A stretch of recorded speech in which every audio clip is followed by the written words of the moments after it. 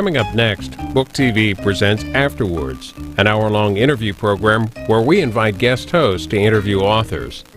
This week, author and journalist Tariq Ali talks about his latest book, The Duel, Pakistan on the Flight Path of American Power. In the book, his third on Pakistan, Tariq Ali looks at the decades-long relationship between Pakistan and the United States and the impact of this relationship on the Pakistani people. He discusses his book and the current situation in Pakistan with independent journalist Robert Dreyfuss, contributor to Rolling Stone, The Nation, Mother Jones, and other publications. Mr. Dreyfuss is the author of Devil's Game, How the U.S. Helped Unleash Fundamentalist Islam. Tariq, it's a pleasure to talk to you about your book, The Duel. Pakistan is one of those countries that everybody in the United States is talking about, but unlike the weather, everyone thinks they seem to know that something that they can do about it. In fact, really, people don't understand Pakistan. I hope that people do some reading of this latest series of books that have come out, above all yours. As we talk here, they're still, I guess, cleaning up the mess at the disaster site in Islamabad, where the Marriott was bombed. And we now know that almost the entire Pakistani leadership, including the president and the prime minister, were supposed to have had a dinner there the very evening of the bombing, that they changed at the last minute, which means that the Pakistani leadership could have been decimated. Leaving aside America's interests in fighting al-Qaeda, from the standpoint of Pakistan's interests, do you think that this is a mortal threat to the Pakistani state, and do you think that they're equipped to be able to deal with it going forward? Bob, there was another reason for the attack, according to the Pakistani media, which I've been reading quite closely. One is, of course, that the cabinet and the president were going to be eating at that hotel and changed their venue at the last minute. The other reports now surfacing inside Pakistan are that a whole group of Marines arrived with steel boxes which circumvented security, weren't put through the scanners on September the 17th. And that news of this spread rapidly. But who knows whether it was one or the other. The fact is that the escalation inside Pakistan, in my view, is a direct result of the escalation of the war inside the tribal areas of Pakistan, following the decision by the United States to go in whenever they wished and drop bombs, send in predator drones, consider violating that country's sovereignty. All the reports coming in from that region suggest that this has seen a big increase in Pashtun. These are the people who live there, the Pashtuns, in Pashtun nationalism against the foreign presence. A report on the BBC by one of their veteran South Asian correspondents, Owen Bennett-Jones, a few days ago, reported that he had been talking to liberal, secular, beardless Pashtuns in the capital, Peshawar. And he said they were just desperate, saying, you are pushing us away by the way you are behaving in this part of the world, and soon we will have no alternative but to fight against you. Now, when people like this start saying this to the BBC in public, it's a sign of how bad things are. So I think the Marriott is one episode in an escalation that is taking place in that region as a result of the war in Afghanistan going badly wrong. Obviously, these militants, the jihadis, call them what you will, are now threatening the Pakistani leadership because they see this leadership as complicit in what the United States is doing. I don't think that they are anywhere near strong enough to take on the Pakistani military, which is a very large force. But I think they're certainly capable of creating mayhem, as they did at the Marriott. You say in your book that the threat of a jihadi takeover of Pakistan is remote. And of course, the religious parties, the fundamentalist parties, don't do well in elections and so forth.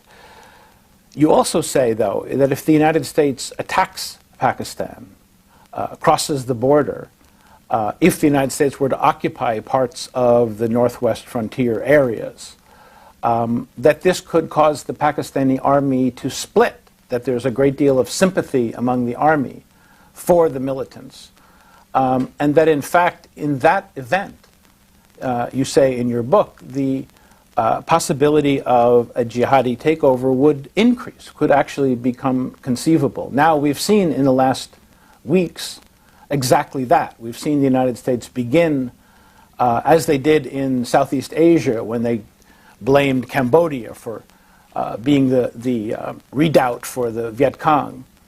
They've now expanded the Afghan war directly into Pakistan. So does that mean that the army in Pakistan could split, that the appeal of the jihadis and the militants and the Taliban could increase to the point where it actually becomes a threat to the Pakistan state? Well, this is the million-dollar question, as they say, Bob. I mean, I'm very nervous, to be blunt with you. I think that the unity of the Pakistani High Command, of which they're very proud, has never been broken so far. But if there were to be a direct U.S. military presence, I'm not now talking about cross-border bombing raids. These create real anger and bitterness in the region. I'm talking if the U.S. decided to go beyond that in phase 3 of this latest offensive and actually send troops in. That, I think, would really put very severe strains on the Pakistani military leadership. As it is, and this is not a fact much talked about in the West, Pakistan and its army has lost more soldiers in the battle against the jihadis on the northwest frontier than any single NATO country. Pakistani soldiers have died. Some have given themselves up rather than fight. Young Pakistani officers sent for a tour of duty to the northwest frontier. Some of them prefer to take early retirement and move out of the army together. Why? Because they do not like the orders given to them to shoot their own people, regardless of who they are. It's this that creates the tension. If the US were to make a serious move into Pakistan, I think the army would find it very difficult to preserve its unity unless, of course, it decided to resist and fight back, which is what the Pakistani generals are saying, that if there's a direct invasion, they would resist. Whether they would or could is, of course, another question. But the reason they're saying that is to preserve the unity of this armed force inside the country, which, after all, is the only institution with which the U.S. has preserved and maintained friendly relations now over 60 years. So if they're going to lose this institution in Pakistan, the consequences are unpredictable. Mm-hmm.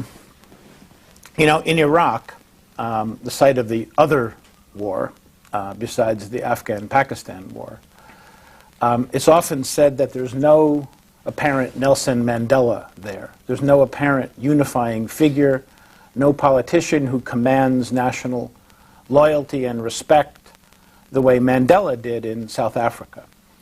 But it's clear that that's also true in Pakistan. You call in your book Pakistani politics, you compare to a desert, and you say there's not even an imaginable oasis there. You're very hard on the Pakistani leadership over decades. Is there any possibility in that country of a strong, authentic nationalist leader or leadership developing? Is there anything on the horizon? Or if not, what's the potential for that? Where would that come from?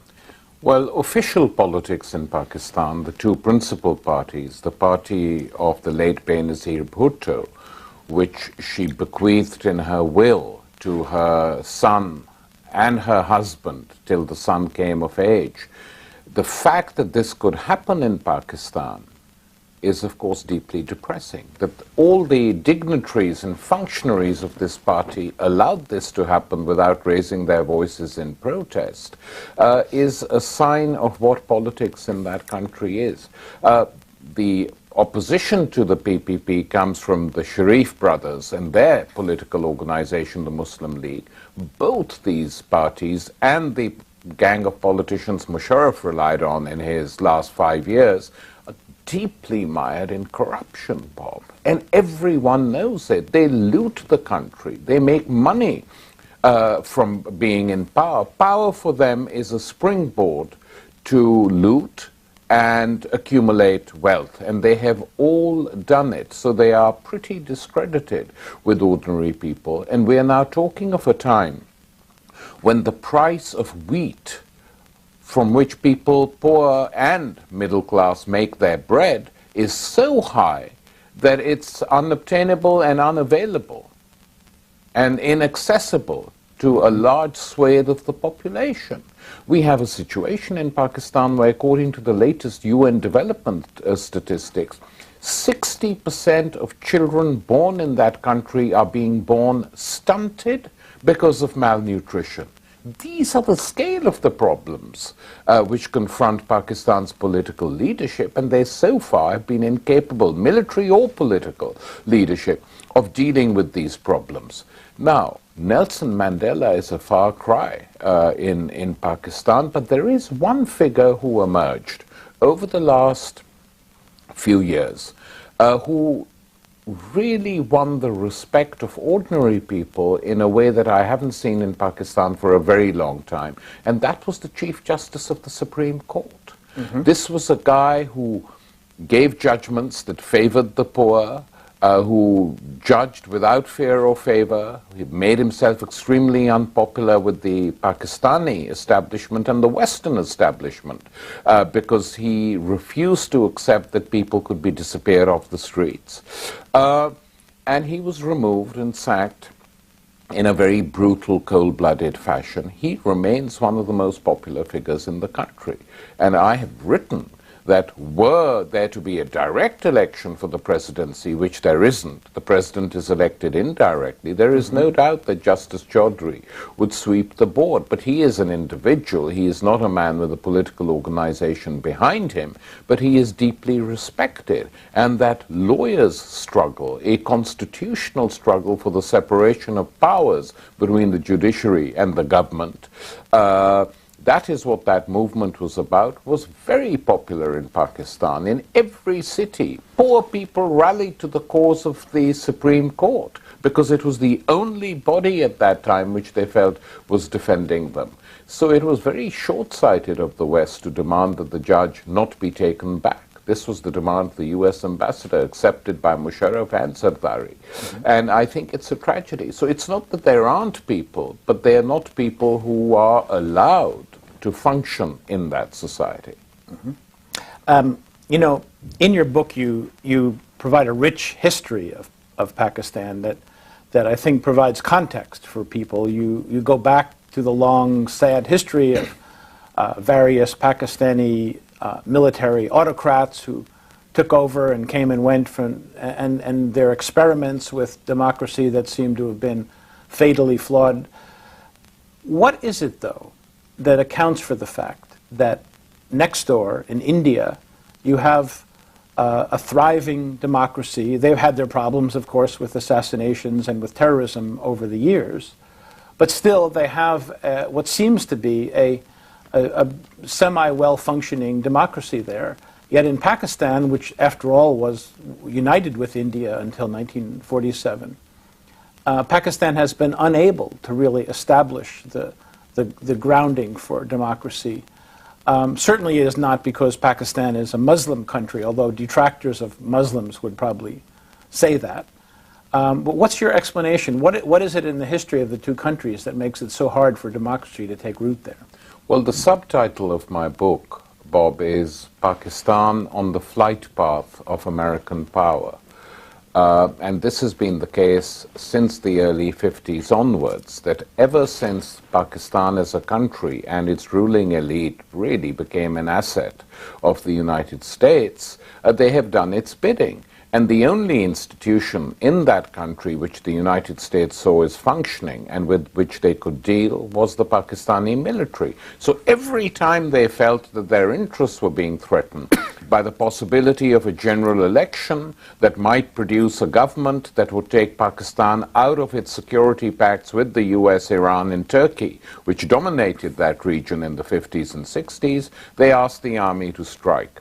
And the army did. And when the army came, the dictator stayed in power for at least 10 years. That's the time span of the rule of each single military dictator. Then, later on, after this dictator was removed through a mass insurrection, more or less, the country split up because the dictator who succeeded him, while permitting an election, refused to accept the result. So Pakistan's, and Nixon and Kissinger tilted towards the dictator. So Pakistan split up in 1972. Then you had a brief period of populist experiments where a great deal was promised by Benazir's father, Zulfikar Ali Bhutto, but very little was actually delivered on the ground.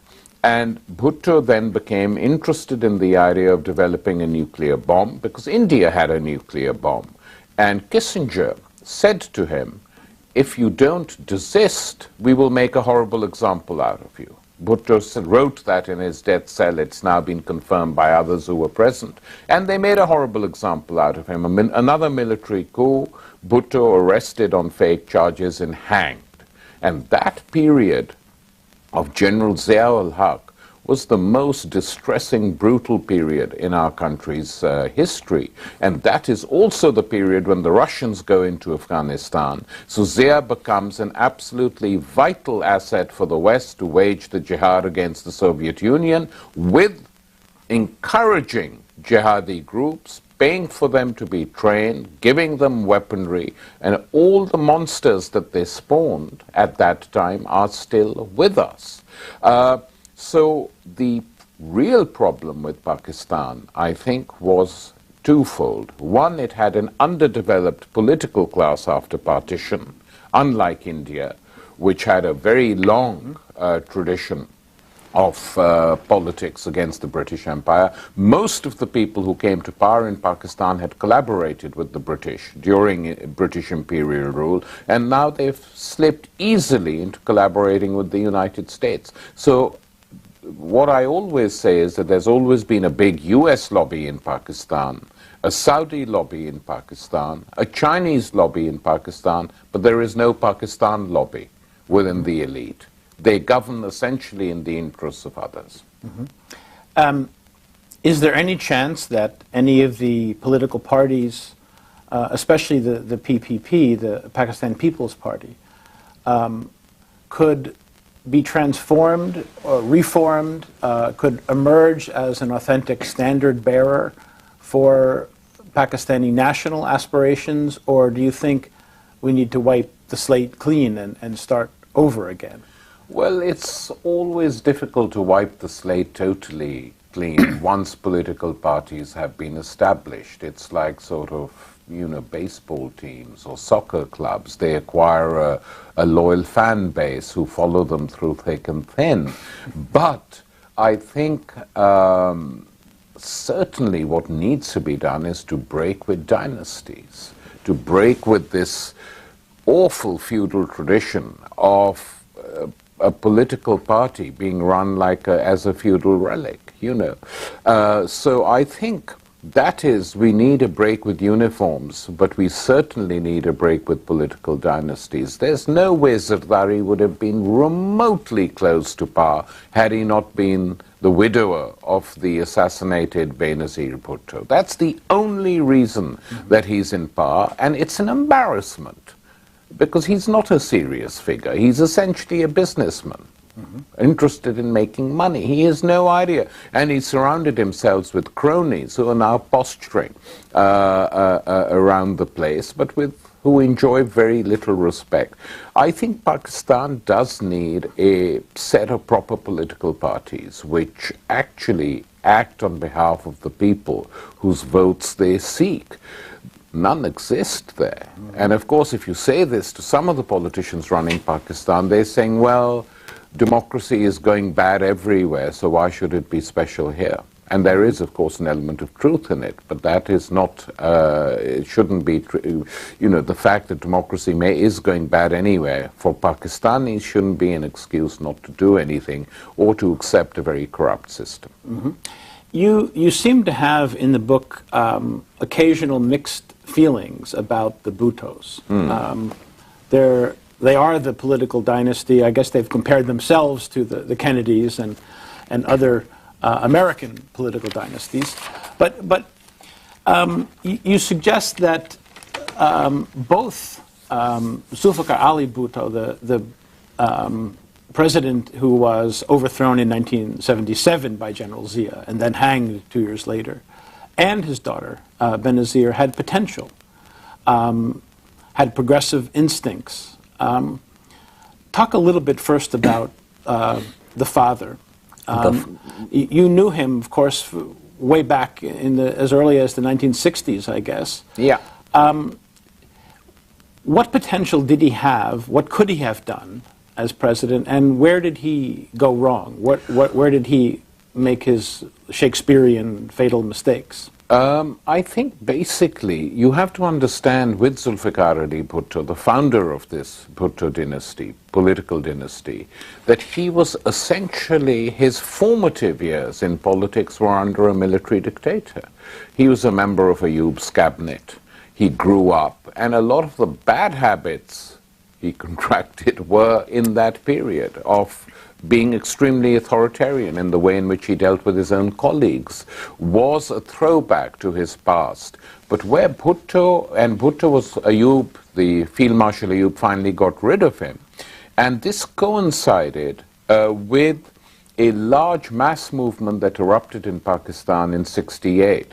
Now, there's a lot of talk this year about the 60s all over the West, but the Pakistani '68 is ignored. This was a student uprising against the military, which triggered off a much wider movement in the country, something that didn't happen anywhere else consistently. And for 3 months, from November '68 to March '69, the students and workers and middle-class layers and the urban petty bourgeois layers fought against the military, despite heavy casualties they suffered, and finally won. The dictator was toppled. And many of these activists went into the PPP. And many of these activists went into the PPP, Bob, because Bhutto was one of the few politicians who supported the movement, who put himself at the head of it, who became its voice, and who denounced the military with which he had worked in very sharp language. And so, and in the course of this, he developed a simple program, Roti, Kapra aur Mokan, food, clothing and shelter for all. Very simple, but very powerful. And this became the emblem of the PPP. This is what we are going to give you if we win. And the country was totally polarized. And Bhutto swept the elections in the western part of Pakistan in 1970, defeating the most entrenched, established landlords all over the country. His party won. And the joke used to be that if a dog stood with the PPP label, the dog would be elected to parliament. And so there was enormous expectations. Then the country split up, and Bhutto's role in that was none too good, but nonetheless, after the split, he had the chance to do whatever he wanted. There was no opposition. The army was crushed. It had broken up the country. It stood defeated. The mood in the country was, we need some radical transformation. So this was really kind of a turning point, right? Big turning point. And it's very rare for a political leader to be given a chance to look at the political landscape of his or her country and transform it. Bhutto was given that chance, and he failed. And the first thing that he should have done is to do what the Indians did as early as the 1950s, which is push through drastic land reforms, ending the stranglehold of the landed gentry and the landlords over that country's rural life and urban life and politics. That would have been a big leap forward. And secondly, what he should have done is to have built a social infrastructure on the education and health fronts and move the country forward. Now, these were perfectly achievable targets. It could have been done if the will had been there, but the will simply wasn't there. Instead, he got involved in grandstanding and posturing on the global stage and nuclear weapons and all that, while the country, the people continued to languish. You say early in your book that you regret in some ways talking ill of the dead when you talk about Benazir Bhutto, who of course was assassinated only last year.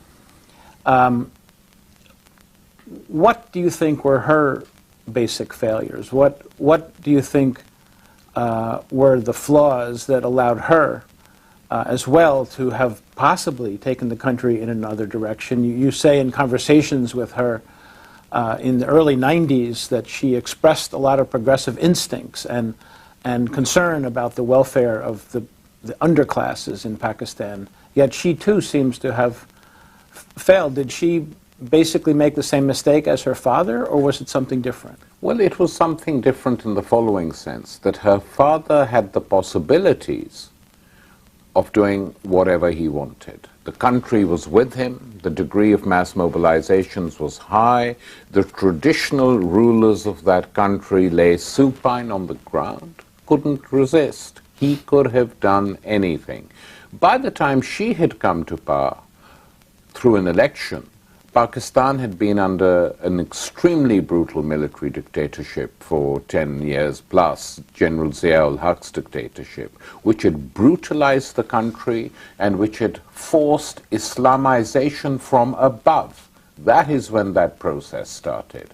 Now, when Benazir was elected, she was hemmed in by a president with powers who was a senior bureaucrat in the country who had collaborated with the military in getting her father hanged. He was on one side and the military on the other. She told me very bluntly, I can't do anything.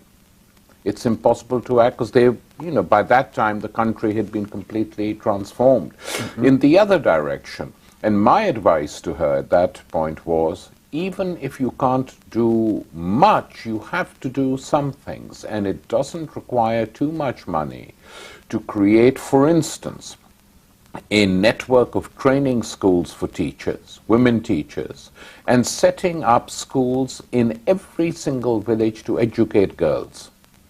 I said, you just do that and people will remember you forever, forever. And whenever they talk, they'll say, she is the one who gave our daughters education. She just lifted her hands in despair. And so I said, if you can't do even that, then you have to go on television and tell the people why. This is one way of educating people, telling them why you can't do it. That wasn't done either. And then in her second term of office, her husband, the current president of Pakistan, was totally out of control on the monetary front. I mean, her second period of office saw endemic corruption and the massive accumulation of wealth by the first couple. I mean, these figures were discussed in a Congress, U.S. Congress report in 1999, published, long surveys of their corruption were published in the New York Times. They're all available. So it's not a big secret what they did, and it's that finally brought about her fall, because a president she had appointed herself said, we can't go on like this, and dismissed her government. So this has been a tragedy for the country and, alas, for her.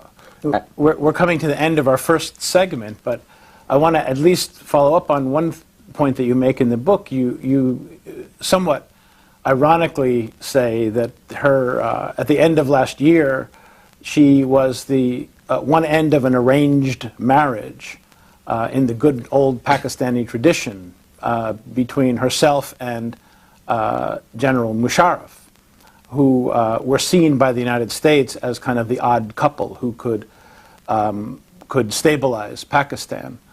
And of course that didn't work, did it?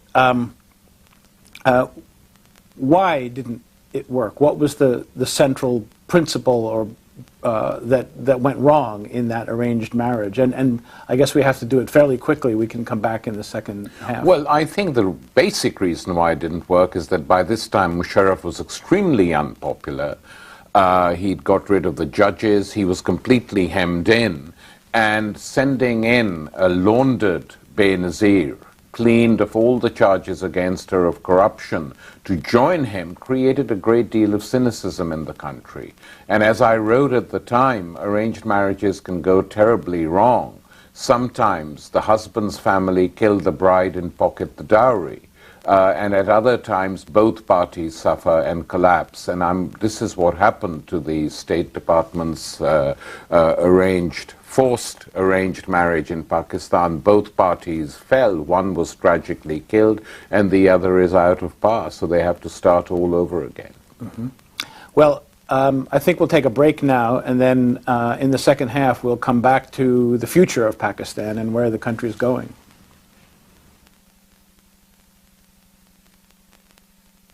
Afterwards, and several other C-SPAN programs are available for download as podcasts. Visit booktv.org. More with Tariq Ali and Robert Dreyfuss in a moment. The head of the National Cable and Telecommunications Association, Kyle McSlaro, on cable TV's retransmission of broadcast channels. Broadcasters are going to insist on getting paid a lot more money, which means there are going to be higher rates to consumers. Or if they feel strong enough in a particular marketplace, particularly if the Super Bowl or some high-value content's coming up, they're going to yank the signal from a cable operator, and viewers are actually going to lose the signal. Kyle McSlaro, Monday at 8 p.m. Eastern on The Communicators on C-SPAN 2. Afterwards with Tariq Ali and Robert Dreyfuss continues.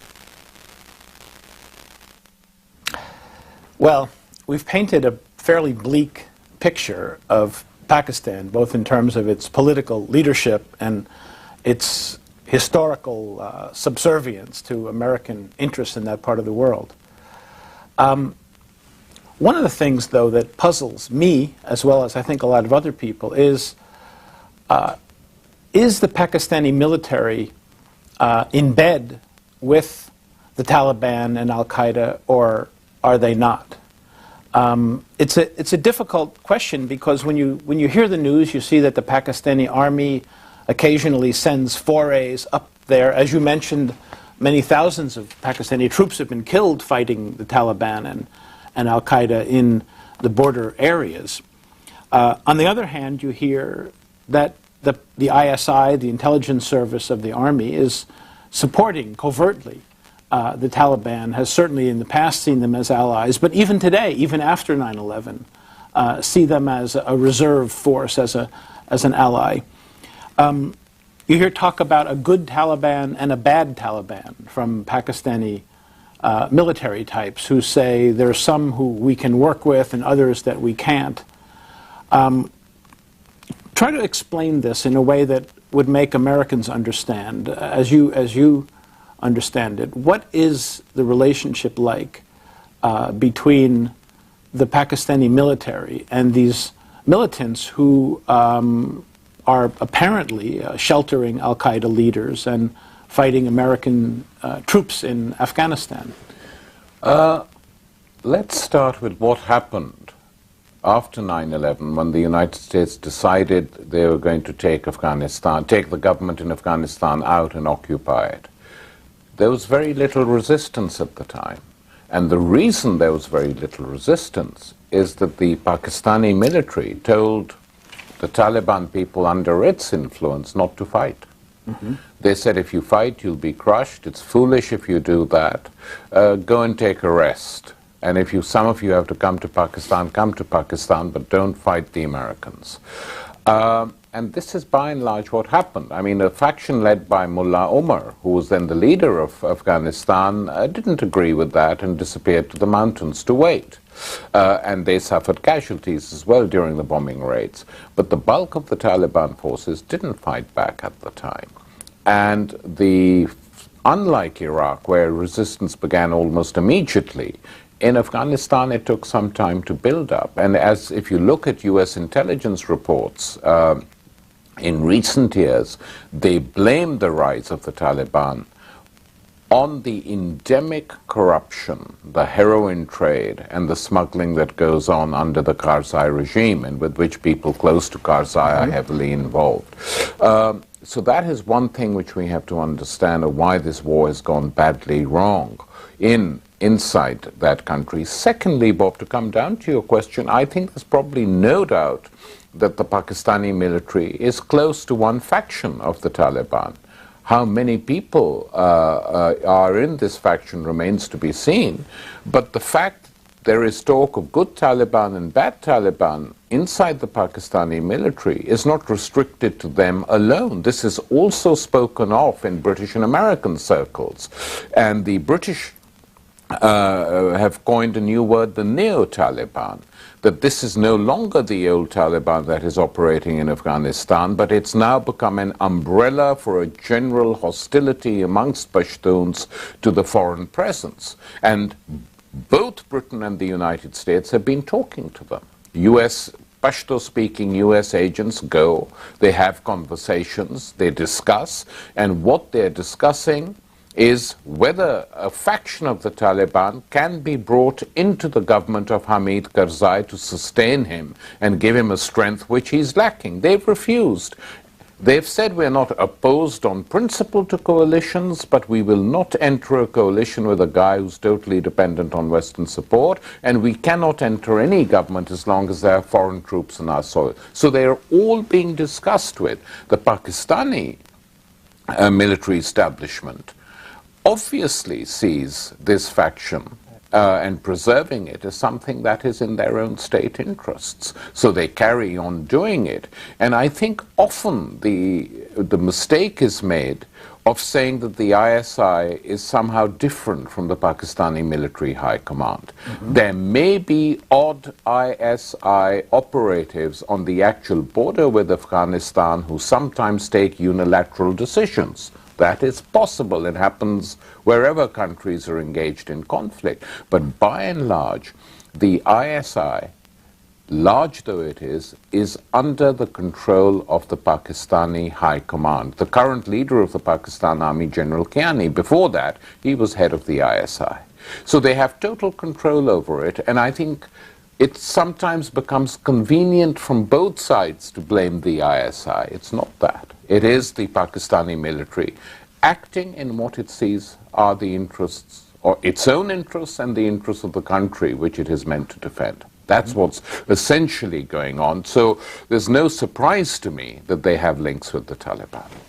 Well, earlier this year, we had the remarkable event of the president of Afghanistan, Hamid Karzai, and the United States both saying that they had incontrovertible evidence that the bombing of the Indian embassy in Kabul was carried out by terrorists who were supported, organized by the ISI. They said point blank that this was a Pakistani operation of terrorism inside the Afghan capital.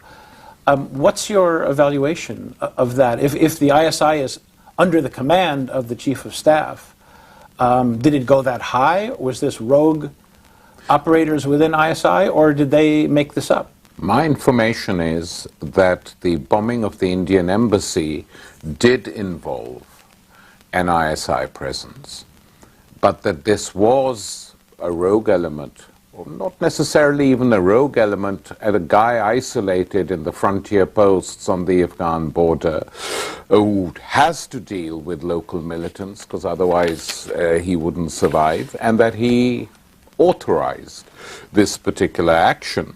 I'm also told that this is something which the Pakistanis initially denied, but now privately have accepted and apologized for to the United States behind the scenes, which is why the issue is not raised.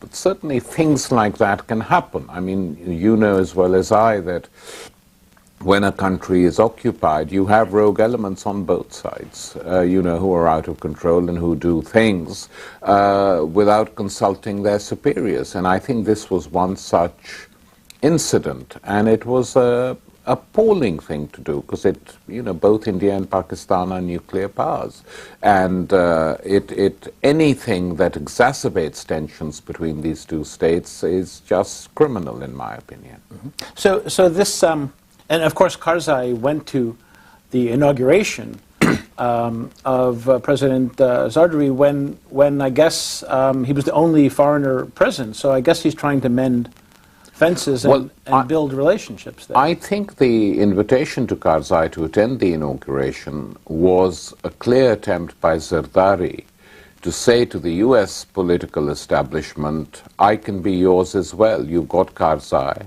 I'm just like him. We're both the twins who'll fight the war against terror for you as long as you keep on backing me. I think that was a very clear message being sent to people in the United States who had helped Zardari into power, which certainly wasn't, as we now know, the State Department, but it was Cheney's office in Khalizad who helped to propel Zardari into power by giving him advice, by organizing the fall of Musharraf, and this was Zardari saying thank you very publicly. Look, I'm standing with Hamid Karzai, who is not a popular figure either in Afghanistan or in Pakistan. So that was very clearly intended for the West. Yeah. We talked earlier about the Bhutto dynasty, and you you described the Pakistan People's Party as, in your book, as a family heirloom, sort of passed on from generation to generation. Now the young, I guess, 19-year-old son of Benazir Bhutto is the life chairman of the party, or something like that. Yeah. He seems like a Machiavellian figure now, Zardari. In your book, you basically blame him for the assassination of his son. Really, I mean, not his son, his brother-in-law. Benazir Bhutto's brother, who, along with his other brother, formed a militant resistance movement. Could you talk a little bit about that? I think it's shocking to hear that the president of Pakistan could have been involved in the assassination of his brother-in-law. That is what he was charged with. As I point out in the book, he was never tried for that. But the case against him was quite strong. I've seen all the documentation. Look, Bob, you have Murtaza Bhutto, who was slain in power, in his house, family house in Clifton. You have his sister in power as prime minister. The police decide to ambush Murtaza Bhutto as he is going home from a meeting outside his house. Senior police officers are on the scene. The ambush is carried out. This boy and some of the people with him are shot dead. He lies on the floor outside his house bleeding, and it takes ages before an ambulance even comes to pick him up. And this has not been authorized by someone high up. It's mind-boggling to think that it could be done. What is said in reply to these charges is that this was done yet again by the ISI to embarrass Benazir Bhutto when she was in power. Well, I don't believe that, to be honest. I've seen no evidence suggesting that. And there is evidence to suggest that, and everyone knows that Murtaza Bhutto, Benazir's brother, and Zardari loathed each other. That's not a big secret. They'd clashed. Murtaza Bhutto had accused Zardari of destroying the Bhutto name, destroying the family, accused him of corruption. He used to denounce him in public. And Murtaza Bhutto was taken out. And senior police officials were involved in this whole business. And the commission of inquiry that was set up by Benazir Bhutto herself pointed the finger in the direction of Zardari in the official establishment. So he was never tried for it, so we can't say he's guilty. It's important to make that distinction, but certainly there are very few people who believe that he wasn't responsible. And it's important also to say that these are not just conspiracy theories like who killed Jack Kennedy in 1963. This is actual factual material that suggests that the president of Pakistan was involved in a political assassination of someone in his own family. And on top of that, as you described in the book, literally billions of dollars are at stake in terms of corruption. There were legal cases all over the world against him and his wife to some degree, of course, his late wife. I think you say that up to $1.5 billion perhaps was looted from Pakistan by the family. So this is something that I guess most people who now see him being lauded as a potential savior of the country ought to understand, right? He's coming to New York, I guess today. He's going to meet with Sarah Palin, among other luminaries. That should be an interesting meeting.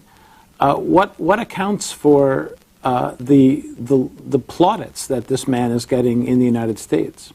Well, that he's now decided he wants to be a poodle of Washington. He will do their bidding. And from Washington's point of view, it's quite convenient to have a creature like him because they have so much on him that, you know, which can be used. Right. So I think that is why. And, you know, the memory of people in this day and age, Bob, is so short that anyone can be laundered and made to look very clean if the global media networks in the United States wants them to. But I think it was one thing to do that with Benazir Bhutto, who did have, you know, there was still a well of affection for her in the country. I mean, I was very critical of her, but, you know, many other people weren't. But for this guy, whose last time there was a big serious opinion poll in the country, his ratings were even lower than Bush. He stood at 14%. People don't like him, they don't trust him, he's regarded as completely corrupt, and the fact that he's now a total poodle of the US will make him even less popular. So even from the point of view of the US interest, he's not a great figure to have running the country. It's a big tragedy for Pakistan, this, and his particular elevation to the presidency is, I think, probably a very, you know, one of the more debased episodes in our country's history. You can't write off what has been done by these people, you know. Mm-hmm. Some people say, oh, give him a chance, he'll turn a new leaf. I doubt it very much, because politics is not the dominant idea in his head, leave alone political principles. Mm-hmm. This is power for its own sake. Mm-hmm. The core of your book really is a discussion of America's role in shaping and guiding and manipulating, sometimes overtly, sometimes from behind the scenes, Pakistani politics. You use a very funny term in your book. You say that in Pakistan, stooges were often called spoons, and sometimes Pakistani leaders have been confronted by crowds of people waving spoons at them to show that they have contempt for these kinds of leaders. You also somewhat humorously described Pakistan as the condom for the United States in its intervention into Afghanistan. But these kind of terms of ridicule resonate in Pakistan, don't they? In a country where you have so little access to health care, to education, even to clean drinking water, certainly to jobs and you know, a livelihood of dignity. What effect does this have on the country inside when they see their leaders so overtly collaborating with the United States against what most people might think is Pakistan's own true national interest? Well, it creates a great deal of anger. Pakistan has been blessed with its poets.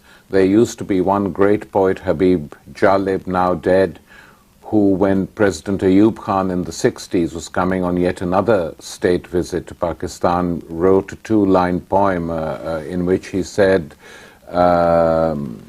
President, just one request, just one plea.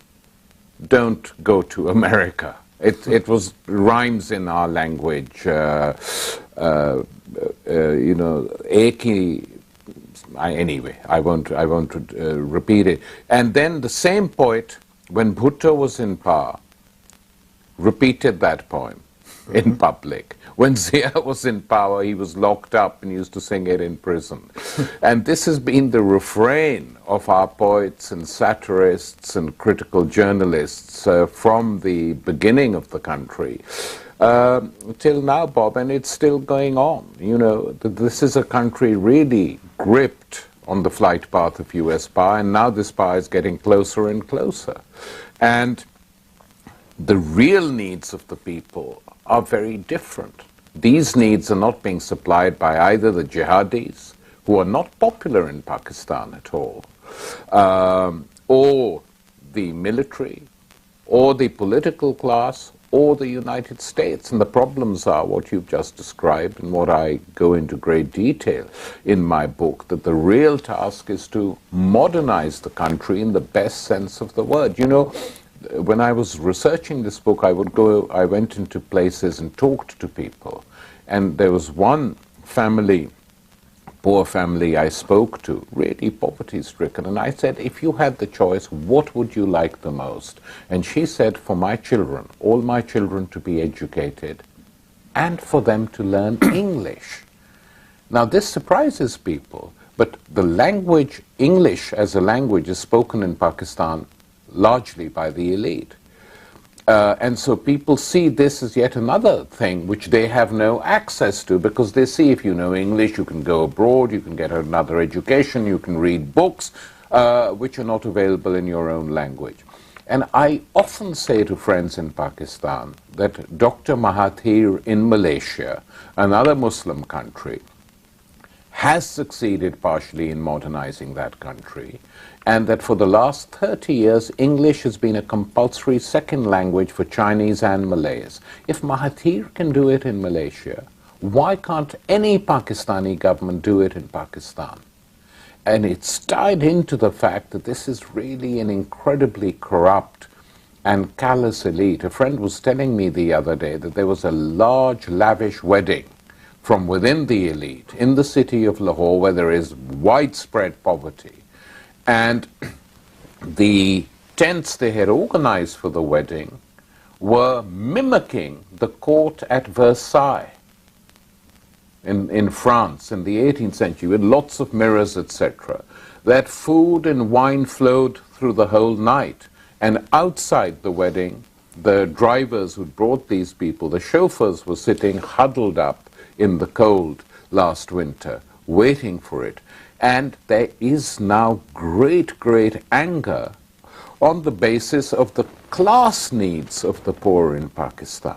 You know, needless to say, most of this is invisible to American policymakers.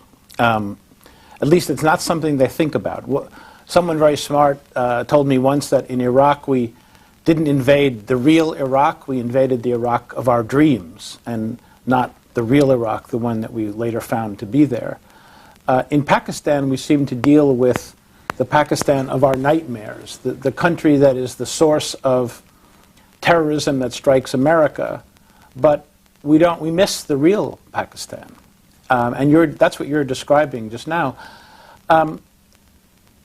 What can the United States do to get a grasp of the real Pakistan and to understand the underlying problems that lead to the appeal even of some of these jihadis to ordinary Pakistanis who are pushed to the end of their rope? All they need to do is to open their eyes, Bob. I mean, there's a large American presence in that region. There are lots of very intelligent US journalists who visit that country and see it. They should report what they see, and some of them do, to be fair. But by and large, American policymakers look at Pakistan essentially, the gaze, the US gaze, as far as Pakistan is concerned, is how do we use this country to serve our needs in the region, and now particularly in relation to the occupation of Afghanistan. And that has always been the gaze of the United States during the Cold War. How do we use this country as a pawn to marginalize India, which refuses to do our bidding? It's always been like that the country is seen in terms of US interests and not the interests of the majority of people in that country. And this is partially what has brought us round to this pass. You know, people say, yeah, we know what we did in the 80s against the Russians, and yeah, mistakes were made. But you know, for you, they are mistakes because you're now far removed from them. Though they didn't remain mistakes when the people who you'd worked with finally hit back in 9/11, former allies. So history has a way of never going away. It continues to echo, even if you want to forget it. And in Pakistan, these echoes are very strong because people know what was done to that country and what is being done now. That explains the unpopularity of the United States. I mean, the New America Foundation conducted an opinion poll some months ago, and I think over 60% said that they regarded the United States as the biggest threat to peace in the region. 11% said India, which I thought was, you know, the 11% figure was a figure which filled me with hope, that people are not seeing India as the main enemy in perpetuity, that there is possibility of changes and shifts in that region. Let's talk a little bit about that hope in the minutes that we have left here. You say something very important, which I myself have been trying to get across in this country and in my work, that the ultimate solution for Pakistan is a regional agreement that would involve Iran and India, possibly involving Russia and China to some degrees, and other countries that could create a security framework and a political framework that could help stabilize the country and to put it on the path of economic development as opposed to the American flight path that you say in your subtitle. Talk a little bit about what that might look like. There are two related things. It's in relation to Afghanistan. When I say, you know, that we need an exit strategy from Afghanistan for the West. And I said this exit strategy shouldn't be what was done in the past, is more or less to hand over the country to one contractor, let's say the Pakistani military. I think that would not be in the interest of Afghanistan. But I think in terms of withdrawing from Afghanistan, which should be seriously considered, you could have a regional situation with Pakistan, India, Iran, and Russia guaranteeing a government in Afghanistan for 10 years, peace, because they all have support in that country, and the inflow then of proper aid to rebuild the country after a 30-year war, which has been going on. As far as Pakistan itself is concerned, Bob, the phrase I use is that it needs to readjust its time. Pakistani time has Pakistani clocks, speaking metaphorically, are adjusted to either Washington time or Saudi Arabian time. And they need to be readjusted to South Asian time. Pakistan is a major country, the sixth largest in the world, nearly 200 million people.